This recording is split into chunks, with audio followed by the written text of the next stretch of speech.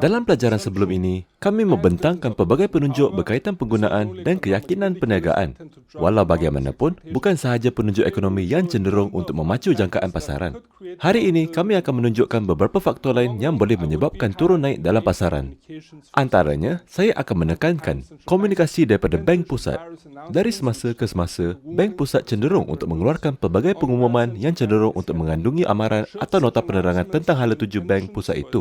Sekiranya pengumuman sedemikian menunjukkan hasrat untuk mengetatkan dasar monetarinya, kita mungkin melihat mata wang masing-masing meningkat.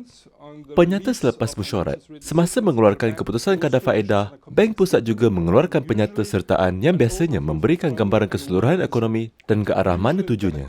Biasanya, dalam penyata sertaan itu, bank juga menyertakan perenggan yang menerangkan niatnya pada masa depan. Ada yang merujuknya sebagai panduan kehadapan. Secara keseluruhan, sekiranya ramalan bank menunjukkan jangkaan ekonomi yang berkembang pesat dan panduan kehadapannya menunjukkan hasrat untuk mengetatkan dasar monetarinya, itu boleh dianggap sebagai nota positif untuk mata wang masing-masing dan sebaliknya. Kemudian, kita ada minit mesyuarat mereka.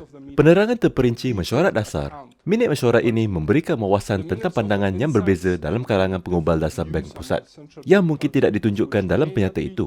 Minit mesyuarat ini diperhatikan dengan teliti untuk mendapatkan petunjuk tentang hasil bagi keputusan kadar masa hadapan.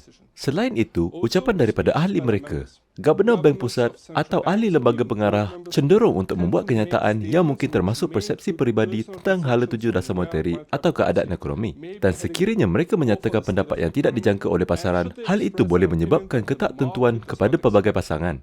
Selain itu, ucapan daripada pengubah dasar selain pegawai Bank Pusat seperti Menteri Kewangan dan sebagainya. Selain itu, pengubah dasar yang lain seperti Ketua Negara atau Menteri Kewangan boleh menyatakan pendapat atau mengumumkan hala tuju dasar fiskal am di sesebuah negara atau bahkan mengumumkan pengembangan atau pengurangan rancangan perbelanjaan dan dengan itu menjejaskan pasaran. Selain ahli politik, terdapat juga pegawai organisasi penting seperti IMF atau OPEC yang akan membuat kenyataan yang boleh menjejaskan pasaran.